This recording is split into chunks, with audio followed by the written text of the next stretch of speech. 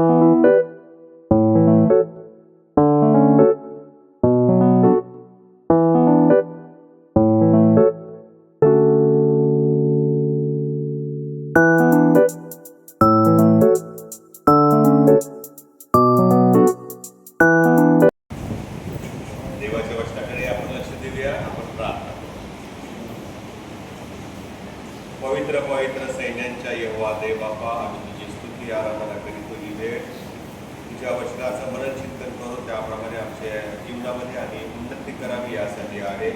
आणि म्हणून तुझं वचन सांगत असताना आणि ऐकत असताना आम्हा सर्वांना प्रभू कृपा पुरव आणि प्रभुत्व आपल्या आत्म्याने पुरव येशूच्या नावाने आमेन. आजचा जो विषय आहे तो फार सुंदर आहे. कृपेमध्ये मुळावलेले आणि विश्वासात वाढणारे आम्ही असले पाहिजे. आणि ह्या दोन गोष्टी परमेश्वराची कृपा आणि विश्वासात वाढणे या सायमल्टेनियसली एकामागोमाग येतात. जे जे झाड आम्हाला उंच दिसतं, पहा त्या ठिकाणी झाड आहे, जे झाड उंच दिसतं आणि मजबूत असतं त्याचे एक रहस्य आहे. त्याचं सिक्रेट काय आहे? त्याचं रहस्य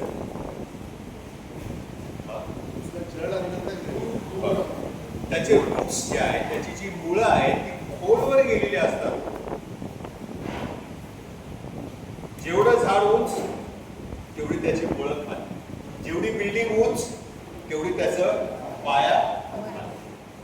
आणि ही खोलवर गेलेली मुळं त्या झाडाला, खोलवर घातलेला पाया त्या इमारतीला धरून ठेवतो, मजबूत असतो. तशाच प्रकारे फलदायी ख्रिस्ती जीवन जे आहे ते वादळांना, समस्यांना, संकटांना तोंड देत स्थिर राहणारं फलदायी ख्रिस्ती जीवन आहे. आम्हाला ह्या जीवनामध्ये मिळणाऱ्या पद, पदव्या, शिक्षण, ज्ञान, पैसा आणि मालमत्ता याच्यावरती आमचं ख्रिस्ती जीवन अजिबात अवलंबून नाही. आमचं जे ख्रिस्ती जीवन आहे, आध्यात्मिक जीवन आहे, हे आमचं त्या देवाच्या वचनामध्ये किती आम्ही मुळावलेले आहे, परमेश्वराच्या कृपेमध्ये आम्ही किती मुळावलेलो आहोत, आमचा परमेश्वराचा विश्वास किती वाढणार आहे याच्यावर आमचा आध्यात्मिक जीवन, ख्रिस्ती जीवन अवलंबून असते.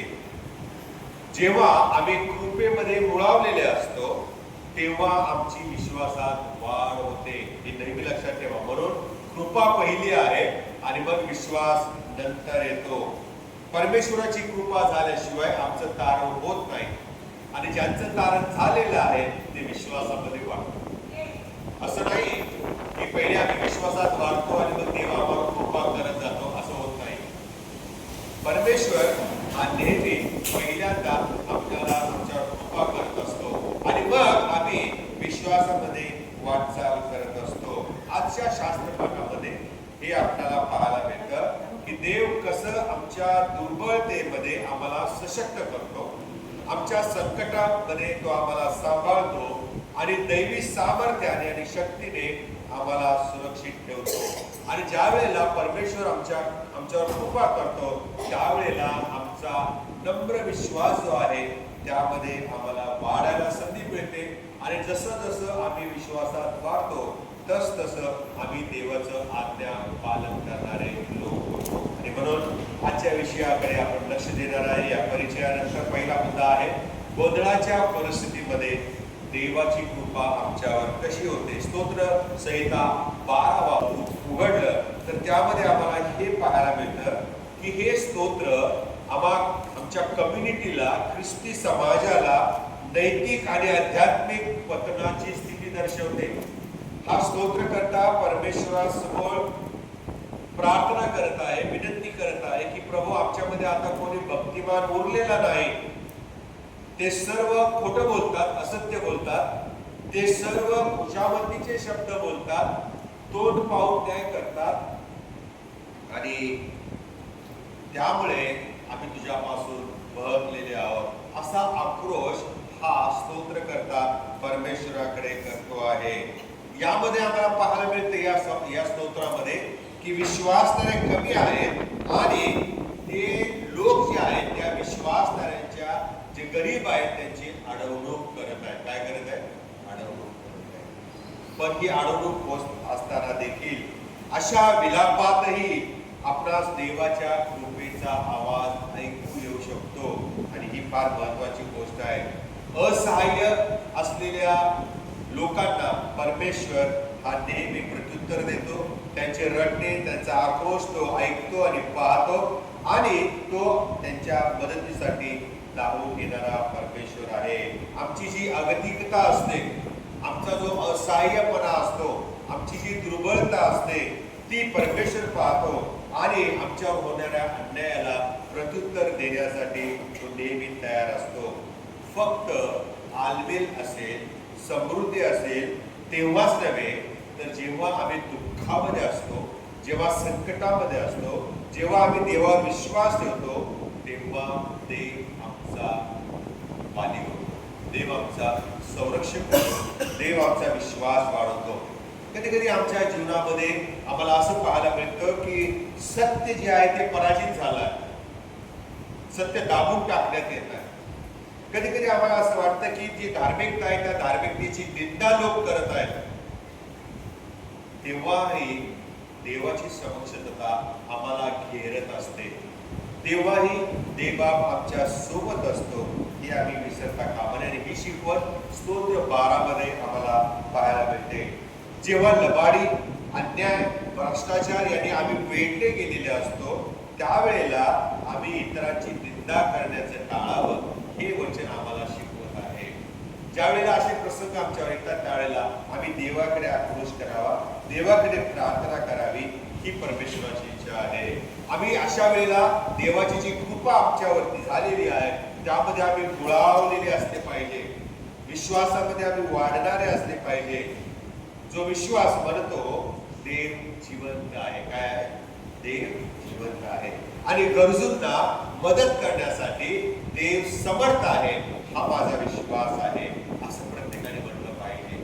आणि म्हणून ज्यावेळेला अशा गोष्टी आमच्या सभोवताली वाढत असतात, आम्हाला अशक्तपणा वाटतो, आम्हाला असहाय्यता वाटते, अगतिक होतो आम्ही, त्यावेळेला माझा परमेश्वर ज्याच्यावर मी विश्वास ठेवलाय तो सर्व समर्थ आहे, तो यामध्येही माझ्या संगती आहे, हे आम्ही कधीही विसरता कामा नये. दुसरा मुद्दा आहे शमूएलाचं पहिलं 16 अध्याय 3 ते 12 वचनामध्ये. यामध्ये आम्हाला पाहायला मिळतं की देव बाह्य स्वरूप पाहत नाही, बाह्य देखाव्या पलीकडे देवाची कृपा पोहोचत असते. आम्ही कधीही हे विसरू नये. आम्ही सुंदर दिसत नाही म्हणून वाईट वाटण्याची गरज नाही. तुम्ही बघा, ज्यांना कर्ली हेअर असतात ना त्यांना नेहमी वाईट वाटतं, कारण दुसऱ्यांचे केस किती छान असतात, किती ते सेट करतात, है ना, काय काय त्याला रंग लावतात, है ना, रंगीबिरंगी केस करतात आणि लांब सडक केस असतात. काय देवाने मला एक कुळे कुळे दिले, सगळे वाकडे वाकडे वाकडे वाकडे, कधी पण फिरत नाही त्याच्यात. पण तुम्हाला माहिती का, ज्यांचे करडी केस नाहीत ना ते पण दुःखी असतात, कारण ते वैतागलेले असतात, कारण त्या केसांचा मेंटेनन्स परवडत नाही आणि ते गळतात खूप. घराघरामध्ये कोपऱ्यामध्ये जसा फॅन फिरत तसे ते फिरत असतात. आज काढलेले केस त्याच्या दुप्पट दुसऱ्या दिवशी दिसतात. अरे येतात कुठून? ते गळणारे केस आपल्याला दिसतही नाही. म्हणजे दोन्ही कॅटेगरी मधले लोक असंतुष्ट असतात. आम्ही असंतुष्ट असतो प्रियानो, कारण आम्हाला जे दिसतं ते आमच्या मनाप्रमाणे दिसत नाही आणि म्हणून आपण मेकअप करतो. काय करतो? लोक मेकअप का करतात? मी आहे त्याच्यापेक्षा चांगली दिसावी, चांगला दिसावा. पण परमेश्वर म्हणतो की तुमच्या या बाह्य स्वरूपाच्या पलीकडे माझी कृपा जाते. येशू ख्रिस्ताने हेच शिक्षण नवीन करारामध्ये वेगळ्या स्वरूपात मांडलेलं आहे. तुम्ही तर चुना लावलेल्या कबरांसारखे आहात असं म्हणते. कबरा किती सुंदर दिसतात ना, किती सुंदर संगमरवरी दगडाने बनवलेल्या असतात, किती सुंदर गोल्डन अक्षरामध्ये त्याच्यावरती मिरेलाचं नाव लिहिलेलं असतं. पण आतमध्ये काय खोदल्यावर दुर्गंधी, सडलेली हाडे, त्वचा, जे घाण आहे, जे वाईट आहे ते आत असतं, बाहेर स्वच्छ आपण करतो. तेव्हा असं म्हणतो तुमचं आध्यात्मिक जीवन असं होऊ देऊ नका. बाह्य स्वरूप पाहणारा परमेश्वर नाही, तर तो अंतःकरण पाहणारा परमेश्वर आहे. मी एका मागे बोलताना म्हटलं होतं की what is beautiful is never lovable and what is lovable is never beautiful. आणि म्हणून यशया म्हणतो त्याच्याकडे पाहिले असता त्याच्यावर मन बसेल असा त्याचा चेहरा होता. प्रभू येशू ख्रिस्ताला ज्या वेळेला शिक्षा झाली, त्याने छळ सहन केला, त्यावेळेला त्याचा चेहरा विद्रूप झालेला होता. परमेश्वर बाह्य स्वरूप पाहत नाही, तर तो आमचं अंतःकरण पाहणारा परमेश्वर आहे. बघा या ठिकाणी या शास्त्रपाठ मला खूप आवडला. दाविदाच्या वडिलाचं नाव काय होतं? तो दाविदाच्या बापाचं नाव इशाया आहे, इंग्लिशमध्ये जेसू म्हटलं. कारण त्या इशायाला 7-8 मुलं होती आणि परमेश्वराला त्याची योजना पुढे न्यायची होती. म्हणून परमेश्वराने शमूएलाला काय केलं, त्या इशायाकडे पाठवलं, याच्या फॅमिली मधून एक मुलाला तो निवड. आणि मग इशायाने त्या परमेश्वराच्या दासापुढे पहिल्या मुलाला आणलं, दुसऱ्या आणलं, तिसरा आणलं, तिसऱ्या आणलं. त्यावेळेला शमूएलाला वाटलं हाच आहे, कारण शमूएल आमच्या सारखा बाह्य स्वरूपाला भाळणारा मनुष्य होता. कारण तो एक मुलगा जो होता 7 मुलांपैकी तो उंच होता, दिप्पाड होता, मस्त होता, तगडा होता. त्याला वाटलं परमेश्वराची सेवा करायला हा योग्य आहे. पुस्तक 16 अध्याय 7वं वचन समोरच आहे. परमेश्वर शमूएलाला म्हणाला, त्या मुलाच्या रूपाकडे किंवा त्याच्या उंच बांध्याकडे, त्याच्या हाईटकडे जाऊ नकोस, त्याच्या उंचीकडे जाऊ नको. तो बॉडी कमवतोय का, व्यायाम करतोय का, त्याचे गट्स आहेत का, मसल्स आहेत का, हे पाहू नको. कारण मी लढायला तयार करत नाहीये.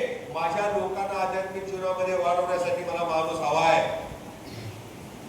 म्हणून तो परमेश्वर सरळ सांगत आहे, त्याचं नाक कसं आहे, त्याचे डोळे कसे आहेत, त्याचा रंग कसा आहे, त्याचं रूप कसं आहे, त्याची उंची कशी आहे. शमूएलाला परमेश्वर असं म्हणतो की मला जो मनुष्य पाहिजे त्याच्या रूपाकडे किंवा त्याच्या उंच बांध्याकडे, रंगाकडे जाऊ नकोस, कारण मी त्याला नाकारलंय.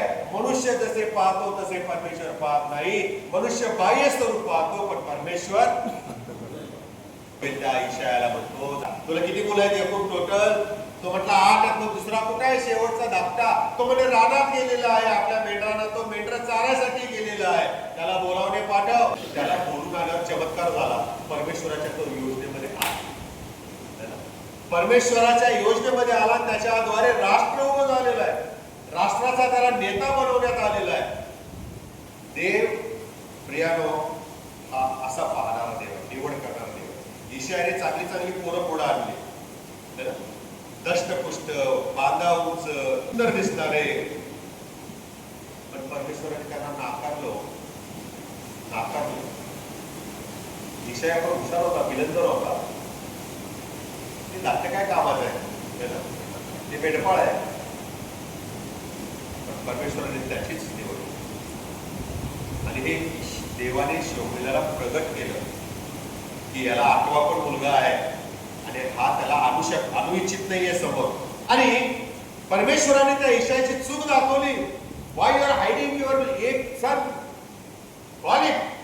आणि मग त्याला त्या मुलाला बोलावणे पाठवले आणि देवाने त्याची निवड केली. देव अतिशय लहानातल्या लहानालाही निवडतो आणि त्याची योजना तो पूर्णतेस देतो. जेव्हा आम्ही त्या कृपेमध्ये मुळावलेले असतो तेव्हा आपल्याला समजतं की विश्वास हा आपण स्वतःला प्रगट करण्यासाठी नेहमी बाळगत नाही, तर देवाने आम्हाला जे कॉलिंग केलेलं आहे, त्याचा शिष्य म्हणून बोलावलेला आहे, विश्वासामध्ये आम्हाला आध्यात्मिक जीवनामध्ये वाढवण्यासाठी त्याने आम्हाला जी निवड केलेली आहे प्रियानो, त्याच्यावर विश्वास ठेवून त्याची सेवा करण्यासाठी बोलावलेला आहे.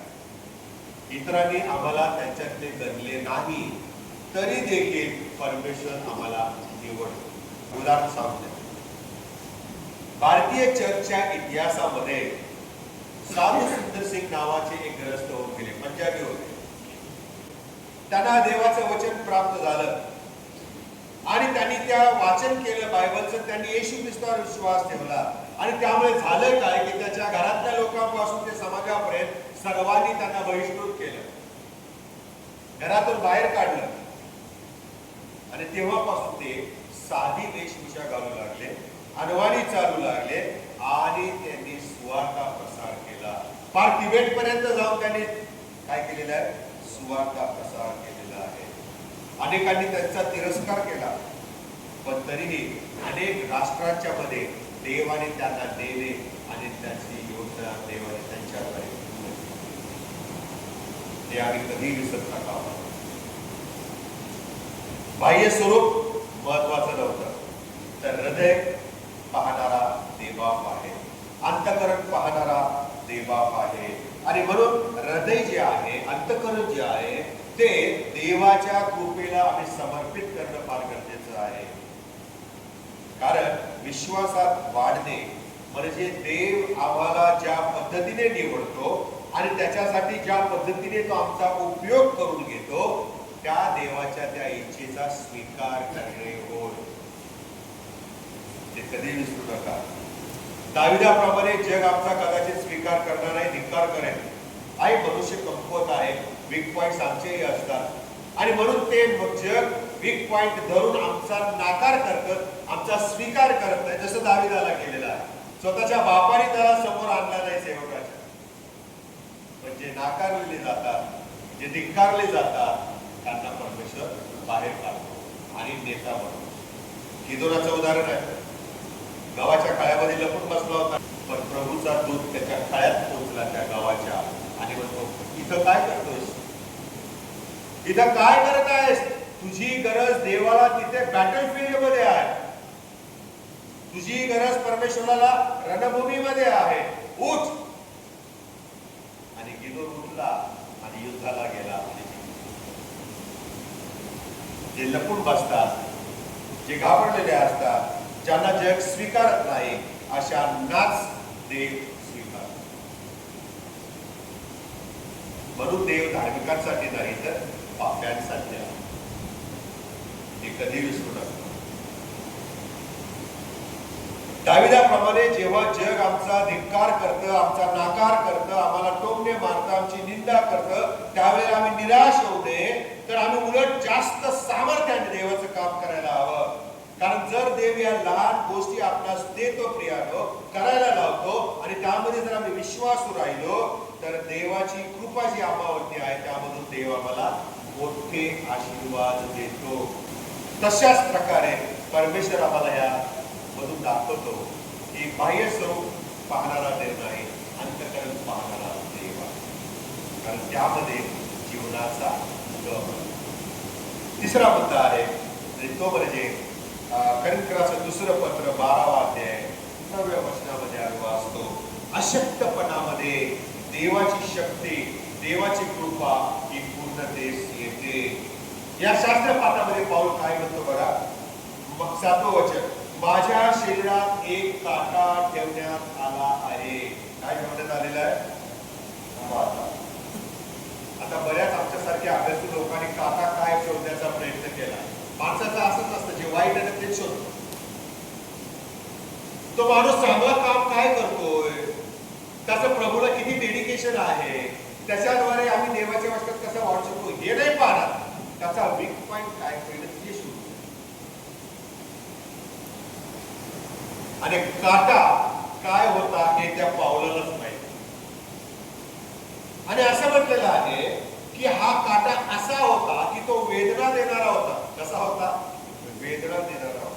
तो टोचणी लावणारा होता.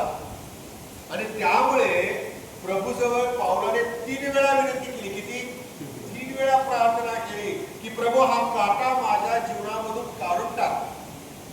प्रभू काय म्हणाला? Nothing doing. काय म्हणाला?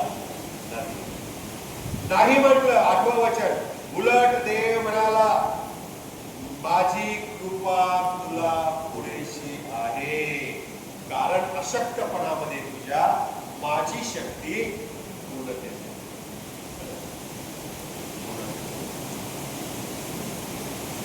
हे लक्षात घ्या. कधी कधी आमच्या जीवनामध्ये असे अनेक काटे असतात, अनेक प्रकारचे असतात. परमेश्वराने ते मुद्दाम ठेवलेले असतात यासाठी की तो जर काढला तर आमच्यामध्ये प्रौढी येईल, आमच्यामध्ये गर्व येईल आणि त्या गर्वाने आम्ही प्रभूपासून दूर जाऊ. माझ्यासारखा कोणच नाही, माझ्यासारखं कोण काम करूच शकणार नाही, अशी भावना निर्माण होते. आणि आम्ही देवाच्या कृपेला अंतर करतो. म्हणून पावलाने चढून जाऊ नये. पुढे फार सुंदर वर्णन आहे. पावलाने हुशारकी मारू नये. संत पावलाने चढून जाऊ नये गर्वाने. म्हणून परमेश्वराने काटा ठेवला. काय ठेवला? तो रिमाइंड करायला की तू अशक्त आहेस. काय आहेस? तू दुर्बळ आहेस. तू हे काम करण्यासाठी योग्य नाहीस.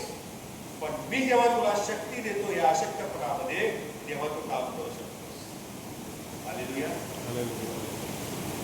देवाची कृपा आमचा छळ होताना, आम्ही दुःखी असताना आम्हाला त्यामध्ये स्थिर करते, आम्हाला ती नम्र बनवते.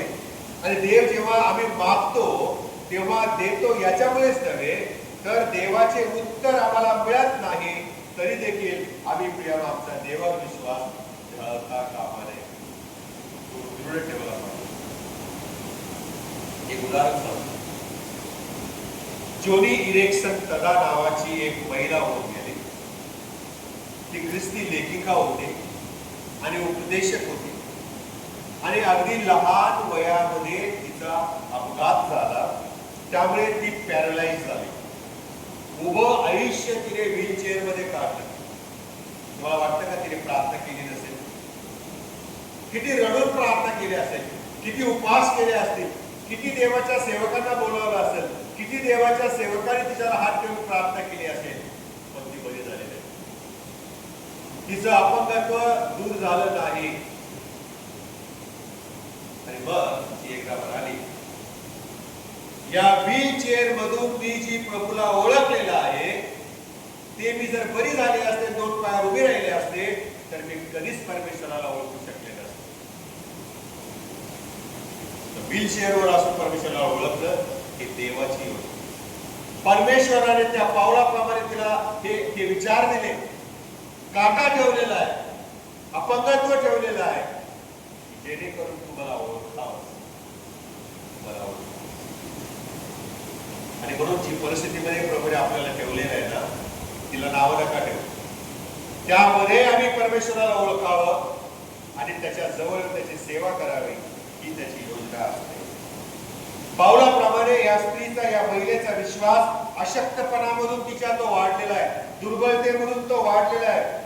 आणि म्हणून आमच्या जीवनामध्ये दुःख, कष्ट, श्रम, निराशा, वेदना यांना तोंड देताना आम्ही एक गोष्ट लक्षात ठेवली पाहिजे की देव कार्य करत आहे. God is still working. Hallelujah. तो झोपला नाहीये. आमचा ऍक्सिडेंट झाला, आम्ही अपंग झालोय, खुर्चीत आम्हाला टाकले, देव दुसरीकडेच बघतोय, असं नाही. मी आजारी आहे, देवाचं माझ्याकडे लक्ष नाही, असं अजिबात नाही होत. मला एवढी अडचण आहे, देव काय करतोय आम्ही म्हणतो.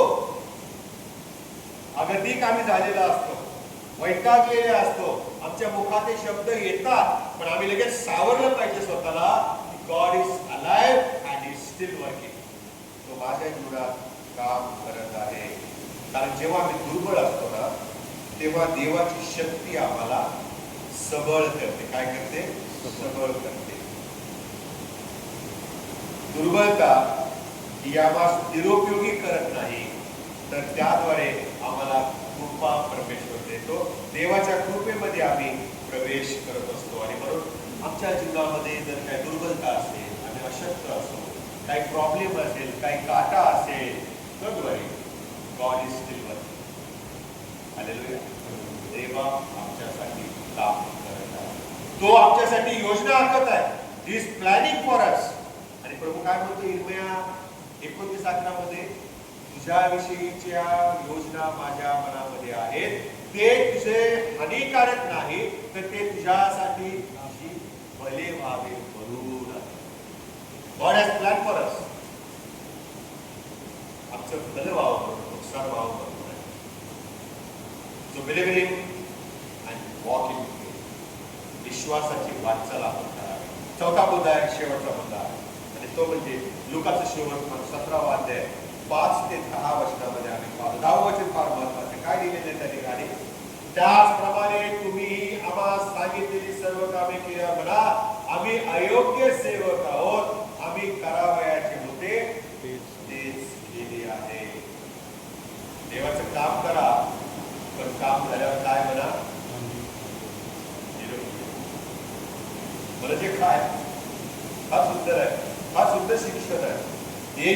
शिष्य प्रभू येशूला म्हणाले, आमचा विश्वास वाढवा.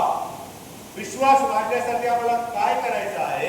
देवाचं काम करायचं. आणि काम केल्यावरती खुशारकी मारायची नाही, हे मी केलंय, हे माझ्या काळात झालं, हे माझ्याद्वारे झालेलं आहे, याच्यासाठी मी कष्ट घेतले. तिथंच सगळं त्या कार्याची किंमत शून्य होती. काय म्हणायला सांगितले प्रभूने? निरुपयोगी.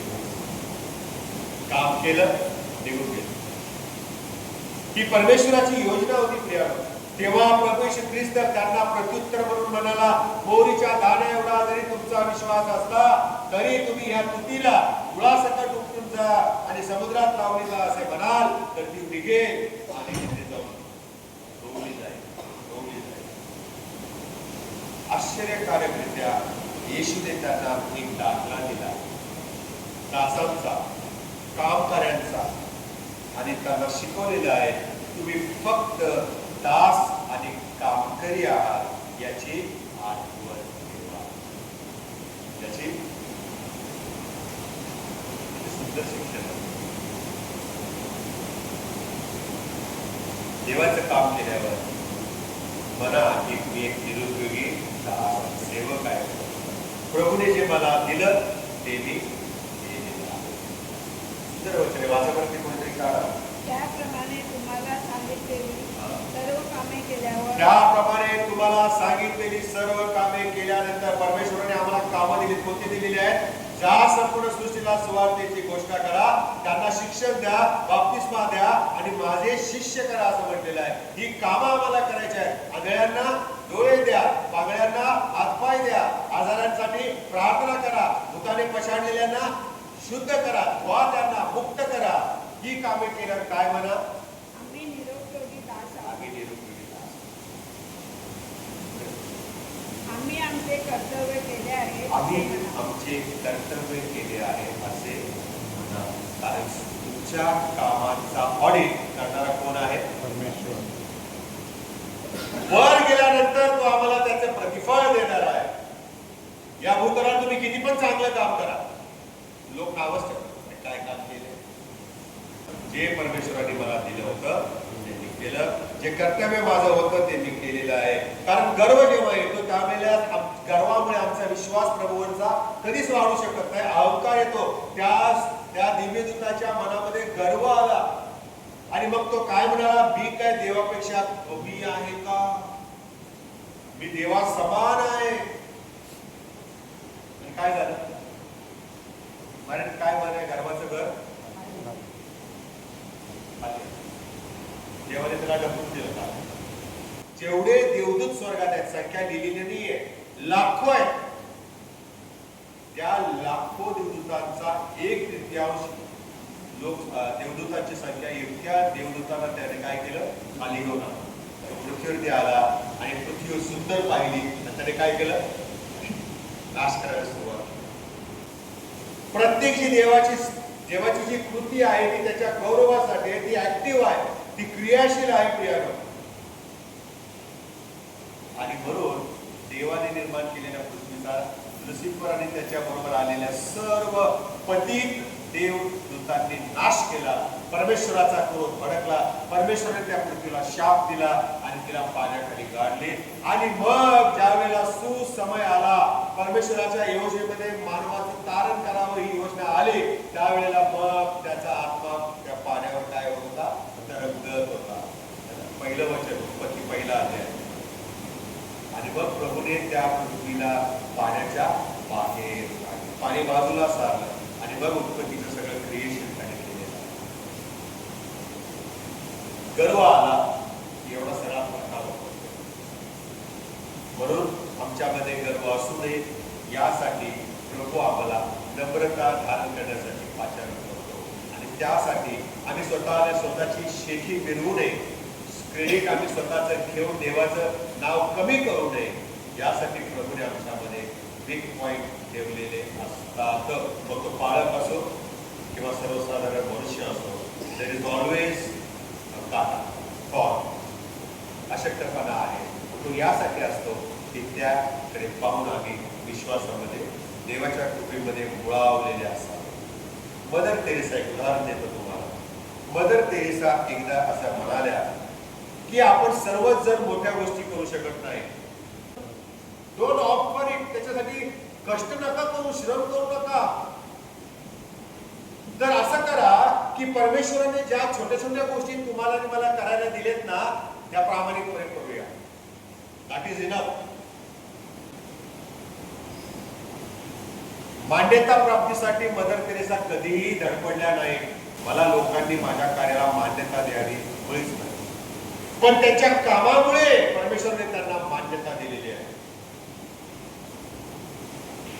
त्यांच्या लहान लहान कृत्यांनी अनेकांची जीवन बदलून गेलेले आहे. आज अनेक लोक येतात देशामध्ये आमच्या आणि कुठे जाऊन भेटतात? पहिलं कलकत्ता, मदर तेरेसा यांचं आश्रमाला भेट देतात, इन्स्पायर्ड होतात. त्या महिलेचं काम पाहून ते इन्स्पायर्ड होतात, इन्स्पिरेशन घेतात आणि आपल्या गावी आपल्या देशी जाऊन ते तसं काम करतात. दुसरा त्यांचा व्हिजिटिंग पॉइंट आहे तो म्हणजे केडगाव मधलं पंडिता रमाबाई मुक्ती मिशन. त्या महिलेने कशा प्रकारे विधवांना, ज्या अनाथ होत्या अशा मुलींना कसं पालन पोषण केलं, कसं त्यांचा सांभाळ केला हे पाहतात आणि इन्स्पायर्ड होतात. लहान लहान कृत्यांनी आम्ही देवाचा गौरव करू शकतो, कधी विसरू नका. एक निरुपयोगी सेविका म्हणून मदर तेरेसा, पंडिता रमाबाई, साधू सुंदर सिंग अनेक देवाचे जे सेवक होऊन गेले ते तशा प्रकारे जीवन जगलेले आहेत आणि म्हणूनच परमेश्वराने त्यांचा उपयोग लार्ज स्क्वेअर केलेला आहे. मोठ्या प्रमाणामध्ये त्यांच्याकडून मोठी सेवा करून घेतलेली आहे. हे लक्षात ठेवा. चटकन मोठं व्हायचा प्रयत्न करू नये. अति घाई संकटात नाही. प्रभूमध्ये वाढण्याची घाई नका करू, फोटो होण्याची घाई नका करू. दोन शब्द बोलता येतात, दोन गाणी गाता येतात म्हणून लगेच आपण सिंगर आहोत, आम्ही चांगला प्रीचर आहोत नाही. आणि चुकीच्या लोकांचा, चुकीच्या शिक्षणाचा आम्ही पाठपुरावा करतो आणि बळकून जातो. लोटाचं असंच झालं ना. अब्राम काय म्हणाला? बघ काय म्हणाला, आपली नजर दूरवर फेक आणि तुला कुठपर्यंत जो देश पाहिजे, कुठला देश पाहिजे तूच निवड. आणि लोकांनी काय पाहिजे? बाह्य सुख, हिरवळ पाहिजे. आणि म्हणाला मी तो देश. काय झालं? काय झालं पुढे? त्या प्रदेशाला सदोम आणि गमोरा हे नाव आहे. काय झालं पुढे? मला माहिती, स्वर्गातून गंधरस, फॉस्फरस आला, सगळ्या शहराचा नाश झाला. हिरवळ पाहणं धोकादायक आहे, लक्षात ठेवा. मान्यता मिळावी म्हणून विश्वास कधीही काम करत नाही आणि असं जर आम्ही केलं तर आम्ही कधीच वाढू शकणार नाही. पण जेव्हा आम्ही नित्य नेमाने विश्वासाने प्रभूने दिलेले जे काम आहे ते काम करतो, मग आम्ही आमची वाहवा कोणी करो किंवा न करो, आमच्याकडे कोणी पाहो किंवा न पाहो, आम्ही आमचा विश्वास वाढवत ठेवतो. देवाचं काम करतच राहा. तुम्ही जे काही करा, शास्त्र काय शिकवतं? प्रेमाने करा. काय करा? प्रेमाने करा. कुरकुर न करता करा, तक्रार न करता करा. कारण ज्याचं काम तुम्ही करताय तो मालक तुम्हाला पाहतो, तो आमच्याकडे त्याचं लक्ष आहे. He is looking at us. आणि म्हणून शेवटी कृपेमध्ये मुळावलेलं असणं म्हणजे आमच्या कर्मांनी नव्हे तर देवाच्या कृपेने विश्वासात वाढणे होय. छळ होत असताना, दुःख होत असताना, अडचणी असताना, आरोग्य नीट नसताना आम्ही प्रभूचं काम करावं आणि आशेने त्याची प्रतीक्षा करावी हे प्रभू आम्हाला शिकवतो. दाविदाप्रमाणे देवाच्या कार्यासाठी, देवाचा हेतू सिद्ध होण्यासाठी आम्ही स्वतःला तयार ठेवलं पाहिजे. पावलाप्रमाणे काट्याकडे जास्त लक्ष देऊ नका. त्याने काट्यासाठी प्रार्थना केली, पण जेव्हा त्याला कळालं की प्रभू काय काढत नाही, त्याने त्याकडे दुर्लक्ष केलं, त्या काट्याकडे, आणि त्याने सेवा सुरूच केली. स्तोत्रकर्त्याप्रमाणे आशेने आपण देवाकडे आक्रोश करावा, प्रार्थना करावी. पावलाप्रमाणे आपण नम्रता धारण करायला शिकलं पाहिजे आणि शिष्यांच्या प्रमाणे बक्षिसाची आणि देवाच्या गौरवाची अपेक्षा, देवाकडून आमच्या गौरवाची अपेक्षा न करता आम्ही आज्ञा पालन करायला शिकलं पाहिजे. कारण त्या शिष्यांच्या मध्ये स्पर्धा होती, कोण मोठा, तू कमी, त्यांच्यामध्ये स्पर्धा होती. ही स्पर्धा त्यांच्या घरापर्यंत गेली. त्यातल्या एकाची आई आली येशूकडे आणि काय म्हणाली, बाबा माझे 2 पोरं तू घेतलेस, एक काम कर आता, एकाला उजवीकडे ठेव आणि एकाला डावीकडे ठेव. पण येशू काय म्हणाला, कोणाला कुठे ठेवायचं स्वर्गाच्या राज्यात हे माझ्या हातात. ज्याने काम दिलेलं आहे तो पिता कोणाला कुठे ठेवायचं हे बघणार आहे. आम्ही त्याची सेवा, त्याचं आज्ञापालन करणं फार महत्वाचं आहे. आपल्या विश्वासाची वाट आणि कृपेमध्ये मुळावलं जाणं हे महत्वाचं आहे, जेणेकरून कोणत्याही वादळाने आम्ही हलणार नाही. म्हणून तर त्या 2 पायाचं उदाहरण प्रभू येशू ख्रिस्ताने दिलेलं आहे शुभवर्तमानामध्ये, नाही का? शहाण्या मनुष्याने आपलं घर कशावर बांधलं? कशावर बांधलं? वाळूवर बांधलं का? खडकावर बांधलं. मग वारा आला, पूर आला, त्या घरावर आपटला तर ते घर काय पडलं नाही, ते स्थिर राहिले. अशा प्रकारे आमचं आध्यात्मिक घर, आमच्या कुटुंबाचं आध्यात्मिक घर आम्ही ख्रिस्त या खडकावर उभं करायला हवं. आम्ही प्रभूच्या कृपा जे आम्हाला मिळालेले आहे, जे तारण मिळालेले आहे, त्यामध्ये मुळावलेले असले पाहिजे. आम्हाला जे प्रभूने विश्वास दिलेला आहे त्या विश्वासामध्ये आम्ही वाढणारे असले पाहिजे. आणि जेव्हा आम्ही असं करू तेव्हा जगासमोर आम्ही एक साक्ष म्हणून स्वतःचं जीवन उभं करू की हे देवाचे लोक आहेत, हे ख्रिस्ताचे लोक आहेत. आणि असं जगण्यासाठी प्रभू आम्हा सर्वांना साथ. आपण प्रार्थना. स्वर्गीय प्रेमळ प्रभू, आम्ही तुझी स्तुती आराधना धन्यवाद.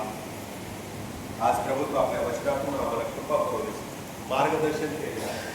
प्रभू आम्ही कृपेमध्ये मुळावलेलं असावं, वचनामध्ये स्थिरावलेलं असावं आणि विश्वासामध्ये वाढणारे असावं.